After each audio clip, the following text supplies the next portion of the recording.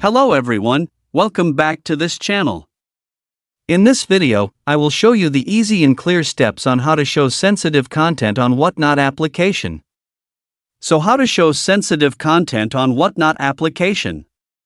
Make sure you keep watching this video until the end. Let's get started right away. Firstly, open the Whatnot app on your Android device. This is the initial screen of the Whatnot app. Next, tap the account menu icon in the bottom right corner of the screen. A scrolling menu will appear. Next, scroll down. Next, tap the Preferences menu. Then, tap Sensitive Content. So that's it, this tutorial on how to show sensitive content on Whatnot application. Thank you for watching. I hope this video was helpful. See you in the next video.